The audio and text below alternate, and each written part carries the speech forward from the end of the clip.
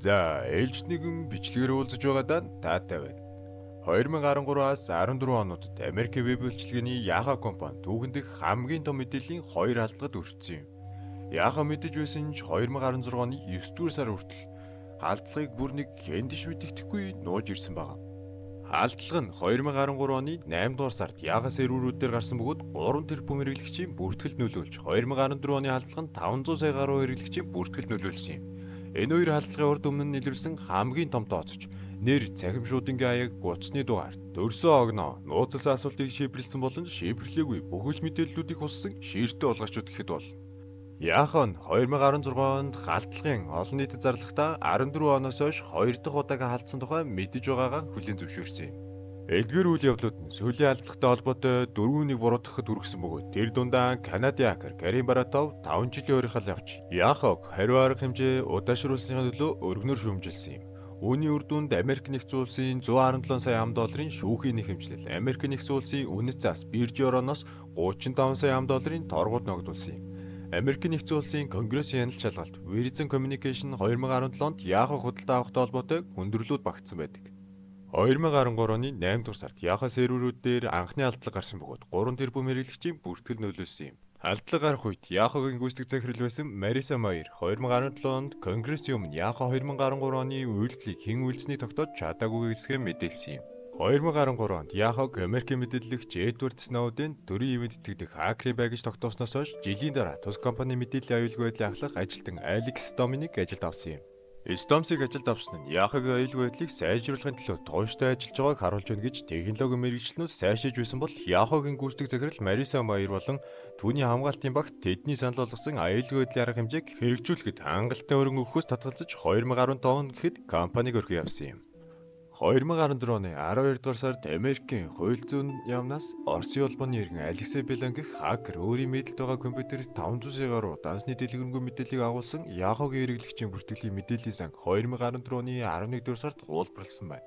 2014 оны 10 дугаар сараас 2016 оны 11 дугаар сар хүртэл Белан болон түүнтэй холбогдсон дор үеж 2 хакер хэрэглэгчийн бүртгэлийн мэдээлэл контентийг бэлгийн эрхийн бичгийн код хаях сонирхсан хүмүүсийн дансыг зориудаар онлох, хайлтын зэрэглэлийг сайжруулах зэрэг янз бүрийн хөлбөс үйлдэлийг хийсэн байна. Энэ үйл явцын нэг хэсэг болон хакерууд Канадын хакер Карим Баратовыг бусад платформ дээрх данс руу нэвтрэхээр элсүүлсэн юм. 2016 оны 6 сард Darknet зах зээлийн The Real Deal сайт дээр 200 сая Yahoo дансны дээр нууцгийн худалдаанд гаргасан гэж мэдээлсэн юм.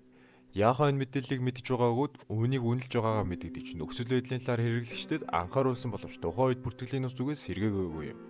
Yahoo-гийн халдлагыг арилгах арга хэмжээ нь нууцлалын нууц асуулт хариултын хүчингүй болгож нөлөөлөл өртөж болцсохгүй хэрэглэгчдээс нууц өгөөсөлийг шаардаж байсан юм.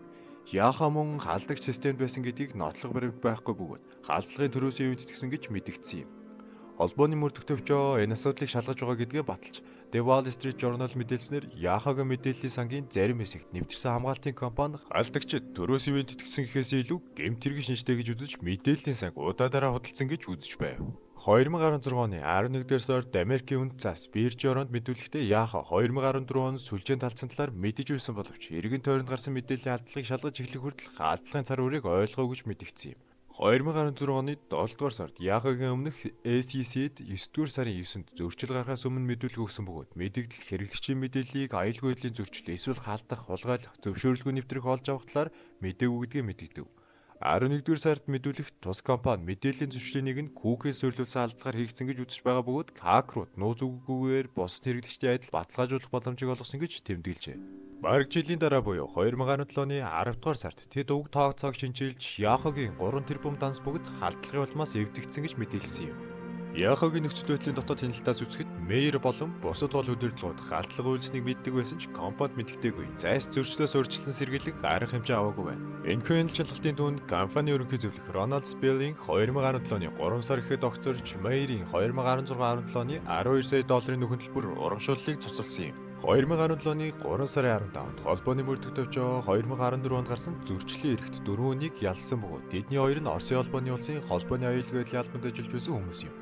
Холбооны мөрдөх төвчөө мэдээлэлтэй захим гэмтэргийн асуудлаар Москва дахь холбооны мөрдөх төвчөөний холбоо барих газрын үүрэг гүйцэтгэдэг BSB-ийн албан ажилтнууд юуйлдсан болон бусад аргаар зохион байгуулсан гэмтэргийн үйл ажиллагаа нь бүдэх садаг гэж мэдээлсэн юм.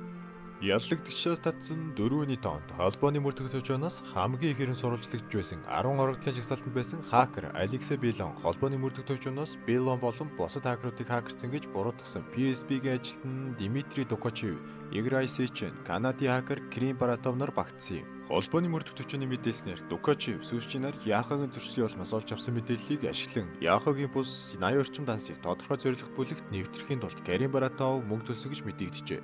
Оросын албаныхан үнд ямар ч оролцоогүй гэж мэдгдсэн юм.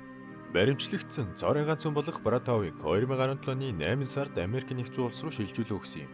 Тэрээр Оросын холбоо барих хүмүүсийн нэрийн өмнөөс дор хаяж 80 цахимшуудын хаягийг хакерцэн гэдгийг хүлээн зөвшөөрсөн юм. Түүний хакерцэн 9 эрэгт буруутгаж 18 оны 5 дугаар сард 5 жилийн ойрхол онооч $2 сая төлөх хохирогчдод нөхөөлбөр олгохоор шийдвэрлсэн юм. Яахо эдгээр халдлагыг илрүүлж мэдээлэх, дүүнчлэн сайжруулсан хамгаалтын функцүүдийг хэрэгжүүлэх ажлыг удаашруулж байгаа нь бүх төвшин шүүмжлэлтэй хандж байсан юм.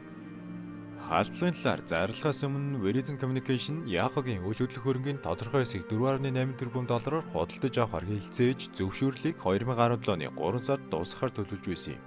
Яахо 2014 оны зөрчлийг Verizon-д 2 хоногийн өмнө хил болгосон. Verizon компани гүйцэтгэх захирал Ловел Мактам уг хадлагт огтхонч цочирдоогүй гэдгээ хэлээд бид бүгд интернет ертөнцид амьдарч байна. Энэ бол та хакердах хэсэг нь биш. Харин хизээ хакерт болох вэ гэдэг л асуудал юм гэжээ. 2017 оны 2 дугаар сард Verizon болон Yahoo энэ хэлэлцээрийг үргэлжлүүлэн гэж зарласан ч борлуулалтын үнийг $350 сая бууруулсан юм. 2017 оны 6 сар гэхэд энэ үнээр гэрээ албан ёсоор хаагдсан бөгөөд хаагдсны дараа Мэйр гүйцэтгэх захирал ажиллаа өгсөн юм. Verizon болон Yahoo нар энэ хугацаанд зөрчлийг засгийн газрын мөрдөн байцаалд шаардлагатай зардлыг хамтран хуваалцахаар тохиролцсон юм. Verizon-аас худалдаж аваагүй үйл хөдлөх хөрөнгө хадгалсан байсан Yahoo компаниг 2017 оны 6 дугаар сард Altaba гэж өөрчилсөн юм. Хожимсуулд нь SEC Altabад $30 сая торгууль ногдуулсан юм. Америк нэгдсэн улсын 6 сенатор Мэйр дэлгэсэн цагтаа Yahoo 2014 оны сүүлийн халдлагыг хизээ илрүүлсэн яагаад үүнийг ижлэхэд ийм удаа хугацаа зарцуулсан талаар хариулт авахыг шаарджээ.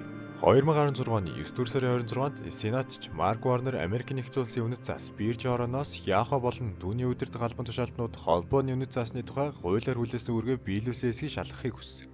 2017 онд үнэт заас бирж орооноос 2014 оны зөрчлийг цаг тухайд нийцлээгүй улмаас Altabагийн эсрэг $30 сая торгууль ногдуулахаа мэдгдсэн юм. 2016 оны 11 дугаар сард Yahoo-гийн эсрэг 2014 оны сүүлээр гаргасан халдлагатай холбоотой 23 нэхэмжил гаргасан гэж мэдээлсэн. Сан Диего дахь Калифорнигийн өмнөд дүүргийн Америк нэгдсэн улсын дүүргийн шүгэд гаргасан нэг нэхэмжлэлт нэхэмжлэгч наранд хакерцсан хувийн санхүүгийн асуудалд халдсан гэж үзсэн юм. Эдгээр 23 хэргийн 5-ыг 2016 оны 12 дугаар сарын эхээр нэг нэхэмжлэл багтаасан юм. Дараа буюу 2013 оны 8 дугаар сарын халдлагын тухай Yahoo-гийн мэдээллийн дараа уг хэргийг шинжилсэн зөрчлийн мэдээллийг оруулахаар нэмэлт өөрчлөлт оруулсан юм. Туршилт эхлэхээс өмнө Verizon болон Altava нар 2018 оны 10 дугаар сард $50 сая төлбөр тооцооны зардлыг ангиллан үйл ажиллагаанд оролцогчдод нийт 200 сая хэрэглэгчтэй хувааж зээлийн 2 жилийн төлбөрийг хяналт авахар тохиролцсон. Шүүгч төлбөр тооцооны нарийн ширийн зүйлийг ил тод болгоогүй ч хуульчид төлбөр тооцоогоор нөхөн төлсөн өндөр зардлыг дэргэлзэж эвлэрлэлийн саналыг татгалцсан юм. Yahoo 2019 оны 4-р сард $117 сая төлбөр төлөхөөр тохиролцсон бөгөөд энэ нь нөлөөлөлд төрсэн хэрэглэгчдэд зээлийн хяналтын ангид хамрагдсны тооноос хамаарч бэлэн мөнгөний төлбөрийг дахин санал болгосон юм. Харин гадаадын засгийн газрууд ч хэд хэдэн мэдээллийн халдлагын талаар санаа зовж байгаагаа илэрхийлж 2016 оны 10 дугаар сард Европын нууцлсан зохицуулагчид өгөгдлийн хамгаалтын ажлын хэсэг 29 дугаар зүйлд 2014 онд гарсан мэдээллийн халдлагын талаар санаа зовж байгаагаа мөн тус компани нь Америк нэгдсэн улсын тагнуулын албаны өсөлтийн дагуу үйлчлүүлэгчдийн ирж буй имэйлийг сканерцэн системийг бүтээсэн гэж Yahoo-д бичсэн захидалтаа мэдгдсэн юм. Тэд Yahoo-гоос Европын холбооны эрх баригчдад мэдээлэл халдагдсан бүх талаар мэдээлэх, сөрөг нөлөөний талаар нөлөөлөлд төрсэн хэрэглэгчдэд мэдэгдэх, удахгүй болох үндэсний мэдээлэл хамгаалах байгууллагуудын лавлгаа ба эсвэл хамтран ажиллахыг хүссэн юм. Ирландын мэдээлэл хамгаалтын комиссар Yahoo-гийн Европ дахь офис нь Дублин хотод байрладаг тул Yahoo-гийн нууцлалын асуудал хариуцсан Европын тэргуулах зохицуулагч зөрчлийг судална. Өглөлийн боловсруулагчийн гүйцэтгэсэн хөдөл боловсруулах үйл ажиллагаанд Yahoo-гийн хяналт шалгалтын үр дүнд X-ийн өгдөл хамгаалах тухай хууль заасан стандартыг хангасан байх. Мөн түншлэн Yahoo-гийн мэдээлэл хамгаалах хангалттай арга хэмжээ аваагүй. Мэдээллийн боловсруулагч нь өгдөл хамгаалах тухай хууль заасан зохио техникийн аюулгүй байдал зохион байгуулалтын арга хэмжээг дагаж мөрдсөн боловч торгуул ногдуулахгүй. Герман улсын мэдээллийн аюулгүй байдлын алба 2016 оны 12 сард гаргасан мэдээллийн дараа Yahoo-г шүүмжилж аюулгүй байдал болон гадны ойлголт биш гэж мэдэгдэж засгийн газар болон Германы бус хэрэглэгчдэд аюулгүй байдлын илүү сайн арга барилтай компаниудаас цахим шуудан болон интернетийн шийдлүүдийг хайхыг анхааруулсан юм. За ер нь тэгээ цахим орчин гэдэг чинь хизээч хакертуулчаар эрсдэлтэй газралт. За олон юм уншаач яах. Энэ хүртэл хамт байсан та нартай баярлалаа. Дараа уулзтлаа 4 баяртай.